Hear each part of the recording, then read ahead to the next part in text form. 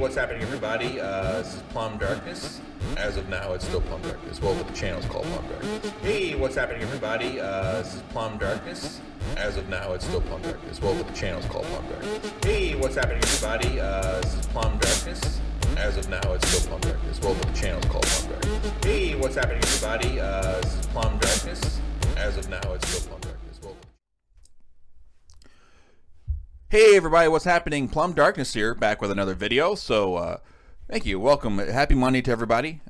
It is kind of nice out today, so been outside a little bit, did some things and some work. So anyways, I think today I had like a hard time deciding what kind of video I wanted to make. And I have a lot of ideas. That's my problem, is that I make a lot of ideas, or have a lot of ideas in my head. And of course, I don't have much time to do much of anything outside of work and sleep. So, one idea I had to make for a video was a kind of a before and after, or like then and now, of like single player games, where single players started, you know, from my understanding and from my experience, all the way up to where they are now, kind of versus where multiplayer games are at then and now. So, but that video may take a little longer, and that might be an even longer video. So I decided to make a video that's a little bit easier to make, and that would be a top 10. Now, top 10 like games, you know. And I was thinking, well, I can't just do top 10 games because there's so many great games out there. I just can't limit it to 10, right?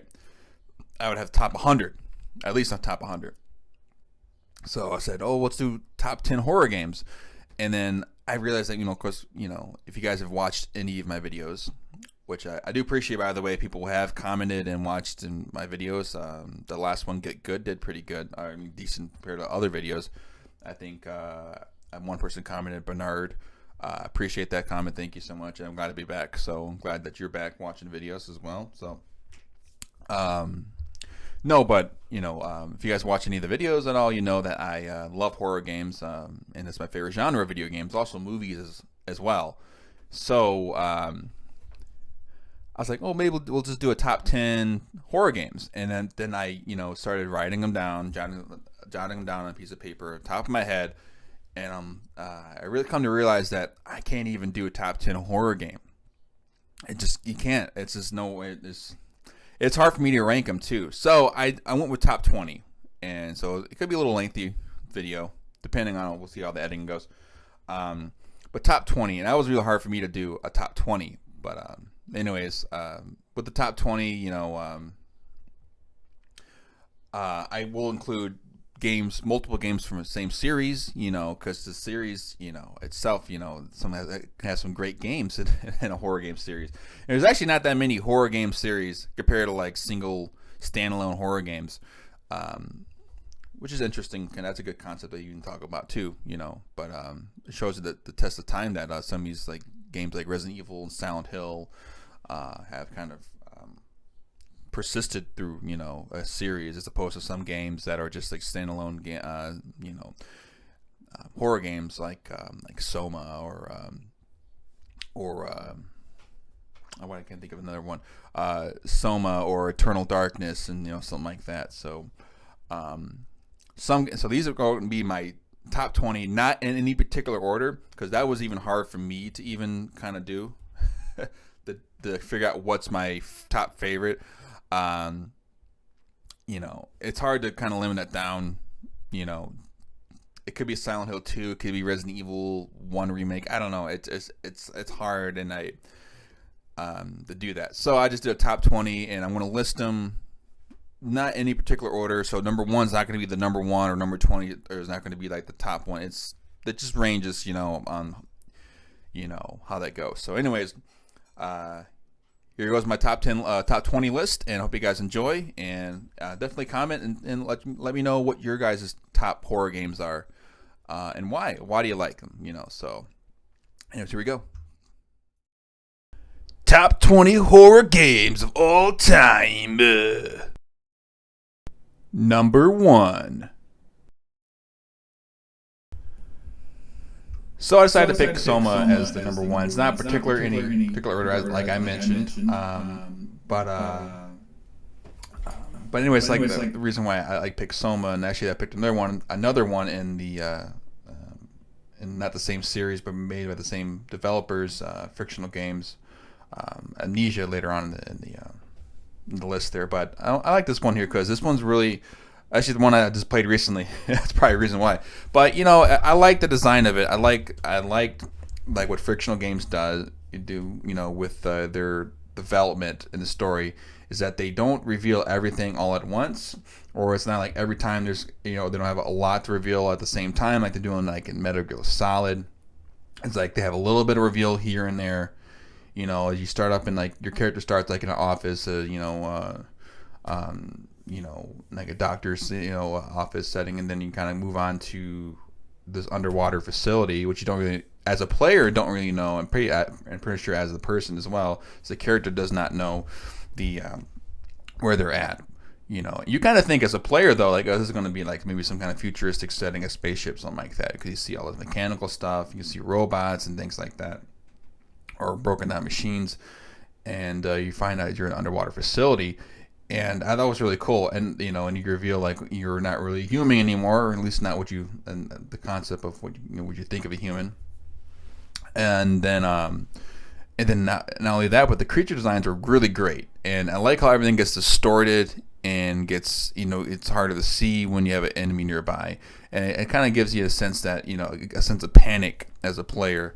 And I like games that. I like games, horror games, or games in general that put you in the shoes of the player and make you feel, you know, kind of what they will be feeling as well. So this is why I picked Soma. Number 2. Now, of course, Resident Evil had to be on this one. Resident Evil 1 remake. I would say, you know, in terms of favorite Resident Evil games, this is definitely my number 1 or number 2. Next to Resident Evil 2 Remake, which I'll show after this one. But this one's definitely got to be the top horror. I can't place it where exactly. It's definitely top 5. But anyways, I mean, what can you say about this game? This is a great, phenomenal. One thing, it's a phenomenal remake. They did exactly what a remake should do. It takes some familiar and mixes a little bit new. So, I mean, I remember playing this game when it first came out on the GameCube and playing it like I would play the original Resident Evil, and then things were a little bit different. Well, okay, now I had to go out this outdoor section, I had to go down these stairs, I had to grab this book with a key on it. Okay, that's a little different. And, you know, and the Crimson Heads and the burning of the zombies and or they come back as Crimson Heads, you know, and the addition of Lisa Trevor, you know, that storyline added so much depth to the game. And it was just enough, like, because you can play the original game and have the storyline of the Resident Evil, what happened in Resident Evil 1. You know, these Alpha Team comes in to investigate Bravo Team's disappearance, and plus all these disappearances of people in Raccoon City. They find Bravo Team's the remains of Bravo Team in their helicopter, and then of course they get attacked by zombies, zombie dogs. They come into this mansion they find in the middle of nowhere, and investigate. The Umbrella has something to do behind all these zombies, and now, you know, they try to survive, and you know, find a lab, fight a tyrant, shit blows up, got some survivors. I mean, that's the gist of the story. But then you had the Lisa Trevor story and the Trevor family, and then it adds a little new depth to it. So, I mean, it's just a phenomenal game. Plus, it has a lot of replay values, a lot of different extra modes, invisible mode, the real survivor mode, and it's just great. It's a phenomenal game. I mean, and then the visuals are just so good. Just for a game that came out like 6 years after the original game, and you can see the difference in hardware from the GameCube to the PlayStation 1, and it was just so good, so good. I mean, what can I say? Like, I love this. This is one of my favorite games to speedrun. So. Anyways, number 3. So of course, you know, with Resident Evil 1 remake has to be on the list. You know, so does Resident Evil 2 remake. You know, if you guys have ever played any Resident Evil game, I suggest it would be Resident Evil 1 remake, Resident Evil 2 remake, Resident Evil 7. And I know it's sad to say I don't include the original ones on the PlayStation, but those are great games, and I grew up on those games. But I would say, they want to get that really good experience, that kind of modern experience, play the remake Resident Evil 2 and 1 and 7. Game is just great. I mean, by this time this game came out, they've already had Capcom already had a good experience with using the Resident Evil engine. There's more photographic kind of graphics here, where I think they just take pictures and they kind of just put actual pictures of things and they put it into the the game. So that's the look they're going for, and it's just, again, it's a good remake because it's familiar. So you're in the police station and you still go through the same story. And I don't think they really added too much either storyline wise, but they added so much depth to the star of the show. Which I would say would be the environment. The star of the show is always, in these games, I would say would be the environment. So Resident Evil 1, it was like the mansion. Resident Evil 2, it's like the police station. Resident Evil 3 would probably say be the city itself. But anyways, when you're exploring the police station, it has a very similar layout, but it's a lot different too. So again, it's familiar but not familiar. So again, they're following the same tropes of a good remake. In addition to this game has so many cool extra DLCs there's a free DLC I think that was along with it, and plus they had Hunk came back, Tofu came back, and those are great, excellent modes. And they had like the what if kind of like scenarios where you play different characters throughout the game, that like including this character right here who all kind of meet their demise, but it's kind of more like a what if they didn't meet their demise. And those are just great, excellent modes. And there's so much replayability, of course, with those modes, and plus with the difficulties they have in this game, this is great. Obviously, this game's got to be on the list for top horror games. Number 4. This game, Dead Space, of course, got to be on here. It's Resident Evil in space. That's basically the reason why I like it. But I also like the enemy designs. I should say enemy designs. They were designed from victims of dead bodies from from car crashes, just mangled up bodies. Which is kind of creepy knowing that. And the way you have to approach fighting the enemies, this dismemberment, you have to cut off their legs instead of just shooting their heads like you'd see in Resident Evil and other games. The head's a weak point. No, you have to cut off the arms and legs. And then plus the weapons you use are just, non-traditional weapons. Of course, it's a futuristic setting, but you have to using mining equipment, using saws, and using, at least in the first one, I would say, using lasers and saws and things like that to fight against these the necromorphs, but you have to kill them in a non-traditional approach. So this is why this game's definitely on the list. Plus just the jump scares and the horror, the psychological shit going on with Isaac, the main character. You'll see a lot more of that in Dead Space 2, which would be coming up next in the top list here. Both great games. Number 5.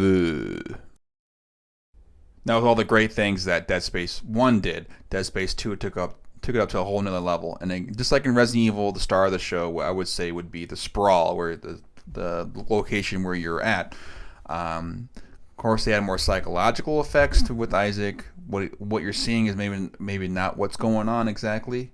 I love games like that. You'll see other games in this list that are like that. This game definitely borderline between the action horror and the psychological horror, which is a great mix of it. Necromorphs returned, of course. New Necromorphs.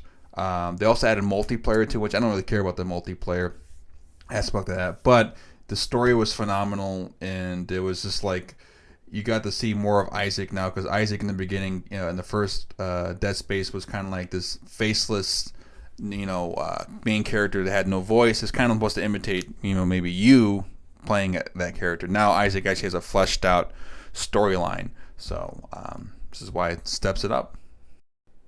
Number 6. Now Outlast. Phenomenal.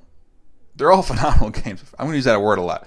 Now, with Outlast, the reason why I think it's one of my top 20, I would say, is because of the use of the dark. I mean, the game's very dark, and of course, to combat that is the use of your night vision, and you're recording it, with your camcorder, and you got your night vision with that. And again, the star of the show would be like the asylum you're at, and you come across these really bizarre characters, and they reveal more and more through documents and and looking at footage you find of what's been going on with these patients inside this asylum, and you find it's a little deeper than what it appears to be. And and it's like, especially the suspenseful moments when you're running from enemies and you don't know who's chasing you, you don't know where they're at, and the only thing you have is this camcorder with limited amount of battery power, and you play in the higher difficulties, it gets even more and more stressful, and you kind of like get stressed as well. I mean, just like as the characters getting stressed out, you're going along with that ride, which I love games when they do that. So this is why Outlast is just great. Number 7. So Alan Wake has to be on this one, of course. Again, use of lighting, use of the darkness there, the kind of like this comparison to like the Shining almost, like these Stephen King books. This is why I liked it, of course, and I'm so excited for the next one to come out because it's going to be even more horror related than this one was. And this one had a really cool mechanic because with the combat is that you had to use the light to break down enemies' barrier basically before you can kill them, or you had a flare gun, of course. So, and I'm so disappointed that they waited so long to make another Alan Wake, and they threw him in, they looted him in other quantum. I forgot the quantum something that is the people that no, it's Remedy. Remedy is the one that made these games. That took so long to kind of make his own sequel. They threw him in other games like Control and whatnot. Quantum Leap, not Quantum Leap. That's a show. I don't know. Anyways, they threw him in a bunch of other shit that the character Alan Wake, but they never made him have his own game. So now he's gonna have his own sequel finally after all these years. So I'm super excited for that. So can't wait. Number 8. Another great game, of course. Same people that made Soma. This actually came out before Soma. So this game, what is phenomenal about this game is obviously the use of lighting, the darkness, things like that. But you had a limited amount of resources, and you had a fear component. So if you were in the dark too long, you would become more insane. You would see weird stuff. So the use of limited matches and lighting up your torch and things like that were really important in this game. Really cool component, and it added to the story as well, and it was very elusive. So yeah, great game. I suggest anyone to pick up this one or even the new one that just came out. So number 9.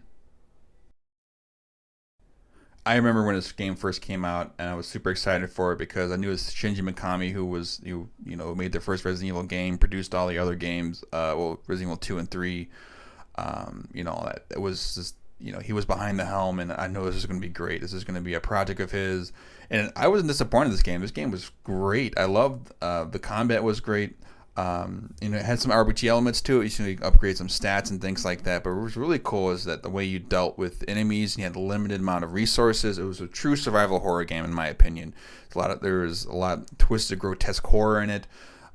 You had to watch your ammo. You can run away from enemies you like. It had it all. It was a true survival horror game. That's why I loved it. Number 10, finally. So Alien Isolation, great game because it takes place in space. It's based off the Alien movies. It's also tied in with the story. It's just great. The whole idea of being in space and being, kind of sense of loneliness adds to the horror, So one thing I would say that sets this game apart is the enemy AI. So of the alien itself, it will react to how you play the game. So if you're hiding on a lot and in certain spots, the alien will look for you in those spots more often. And just things like that. It will the way you behave and react. It's an adaptive AI, which is great. Because this alien pretty much stalks you throughout the whole game. There are other aliens you fight across later on in the game, but this is the one that you'll come across for the majority of the game. You don't have a lot of items and weapons really in the game to use to fight against the alien. You just kind of ward it off. So and it adds this idea of struggle. So you're struggling as the player and as the character. So Number 11. So this game definitely had to be on my list because it was such an impressionable game for me. It was one of the first 360 games I picked up. I think outside of like Call of Duty 2 and Quake 4, and I mean the graphics for the time were just great. I mean I thought it was great. It reminded me, the graphics kind of reminded me of Doom 3 a little bit. Now, what was cool about this game was the sense of investigation. So you play as like a forensic agent. So you also had to examine scenes, crime scenes, and kind of do the whole detective thing and figuring out what happened in that scene. And also, I love just the melee combat as well. It was in just enemies popping out of nowhere. You really had to listen, and you had to learn the combat. It was really cool. It's just this eerily scary game. These weren't like supernatural enemies, not at least until the second one, but these were just regular ass people drugged up on some shit. So it was kind of cool, but it really kept you on your toes, kept you in suspense, and kept you just like I remember moments where I was just like I almost pissed myself towards the end of the game. It was really creepy. So number 12. Now, I wanted to make sure that I had enough time to talk about this game here, Resident Evil 7, Biohazard. This is the game that brought Resident Evil back. This is why it's on my list.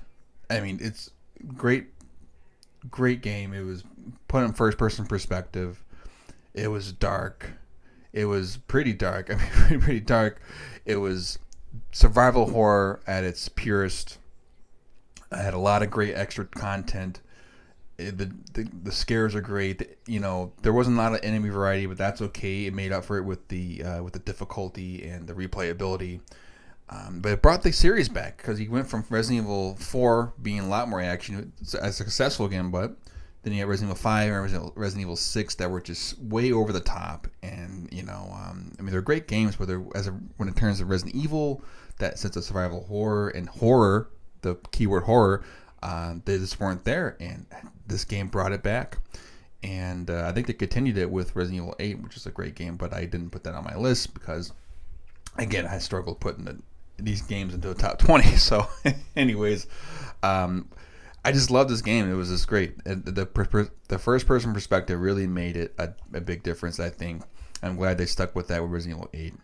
And just, again, like the enemy variety wasn't there, but what was great about it was the sense of also the mystery behind what was going on with Evelyn and the mold, and you didn't really figure that out until towards the end of the game. It was such a great reveal.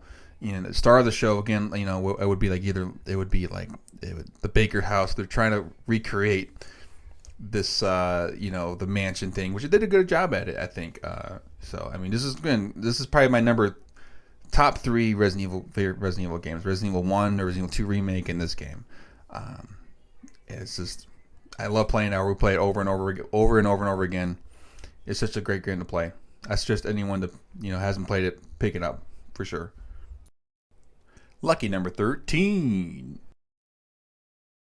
So I did a whole video on Silent Hill 2. My last 2 videos, I would say. Definitely, if you guys haven't watched those, watch that video. Link will be in the description, maybe on top as well. So anyways, this game's got to be on the list, of course. This is Silent Hill 2. It's the mamma jamma of Silent Hills. It's probably my favorite Silent Hill. I like Silent Hill 1 as well. It's also going to be on my list, but Silent Hill 2 took Silent Hill 1 to the next level. Not only was it just a straight up psychological horror game, but it was also something to where you really had to play over and over and over again to kind of get the whole story. And in a very similar psychological horror fashion, what you're seeing is what maybe it's not what's happening. It kind of broke. It wasn't. This game wasn't just about cults and religious, imagery and things like that. There was definitely more fucked up shit going on within James and all the other characters. And the creatures, of course, I've talked. I'm repeating myself with this, but bears repeating. But the creatures are designed around James's psyche, and what he's seeing in the town of Silent Hill is, which is the main character, I would say, of the game. and it was just great. It definitely took the series to the next level, and it set the standard. Because you look at Silent Hill 3, Silent Hill 4, the good ones, they're really based, the standard was set from Silent Hill 2, and definitely guys should pick it up. It's a shame that you only can play it on Silent Hill 2 either physical, or you can digitally download it, of course, on PS3 if you have it. But hopefully they do re-release with the new PlayStation Plus coming out soon. So definitely guys pick it up. Number 14. I mean, what can you say? This is the OG Silent Hill. This was like, this game gave me nightmares as a kid, watching my cousin play this game and figuring out the puzzles and stuff, and they're all frustrating it is. But and then seeing, you had to fight, little devil children that would kill you, and flying beasts and these dog monsters. It was so creepy. And then when it turned to the Dark Silent Hill, it was such a cool concept. And just knowing that the background scenes, the behind the scenes of how they did everything in the game to fit it all on the disc was amazing. It's the sounds, the atmosphere of this game was just so good. I mean, it was at the tail end of PlayStation though, for sure, but it was just so good for that console. And I hope that when they're talking about a remake of Silent Hill 2, but I hope they do this one first, because it just makes sense. This is a great game to start off, for sure, and instead of doing Silent Hill 2, to do a remake. So, great game. Number 15, y'all. Of course, Dino Crisis. You have to have this game on a horror game list. This is this is Resident Evil with dinosaurs. That's a great selling point. It's just basically what it is, and has a unique story as well. They made a couple sequels. The second one was okay, a little more action oriented. But this one was great. I don't know, is that I had survival horror mechanics. I had limited inventory. I had item space, limited item space. It had you returning back to old places. It had all the tropes of a good survival horror game. And if you're a big fan of Resident Evil, I definitely suggest you picking this game up. Pick up the second one too. The second one's kind of like the Resident Evil 3.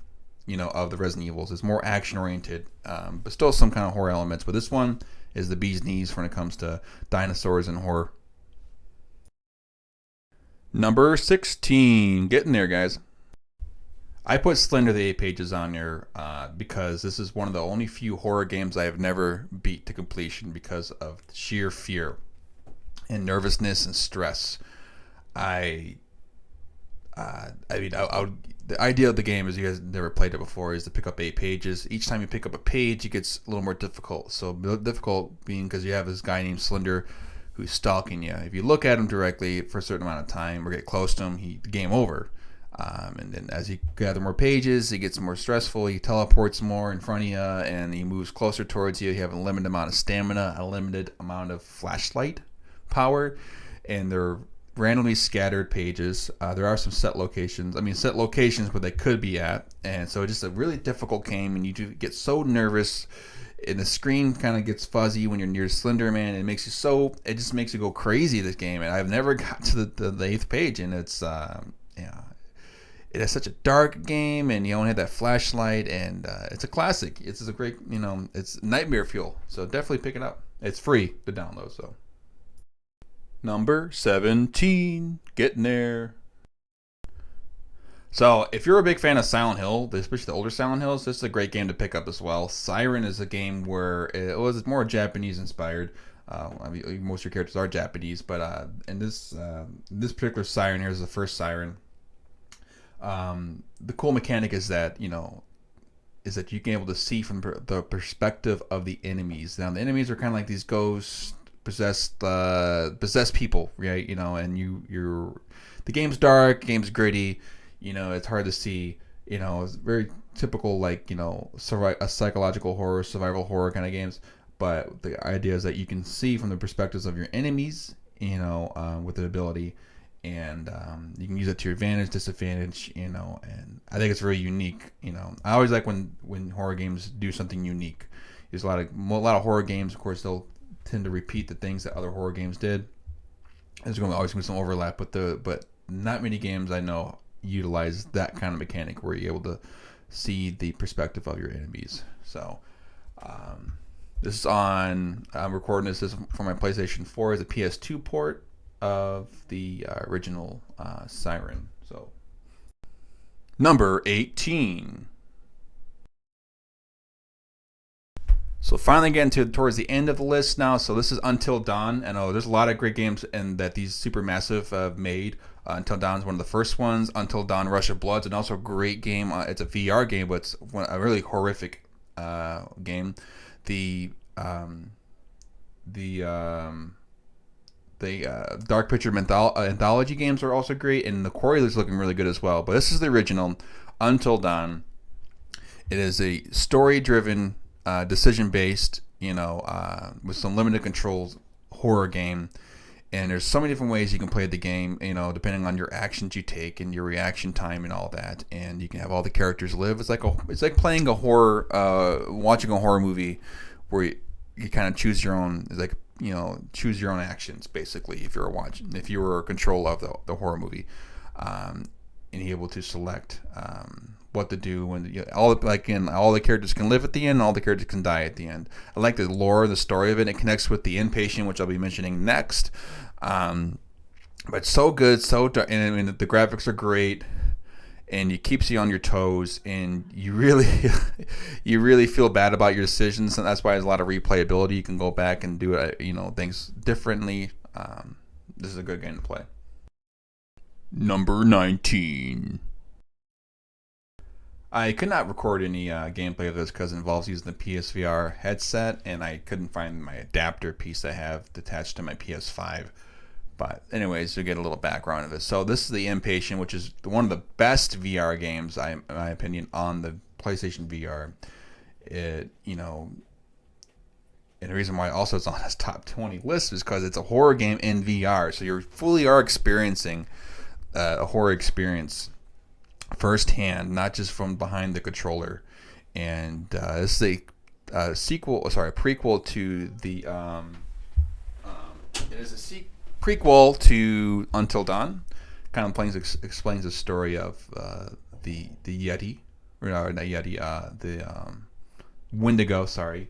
And but you play as a character who is kind of in this asylum, being treated for something, and you experience from the first person's perspective what's going on, and you feel and hear the creaks in the walls and all the noises, the creatures growling, and you see it firsthand, and it's so fucking scary, and it's such a great experience.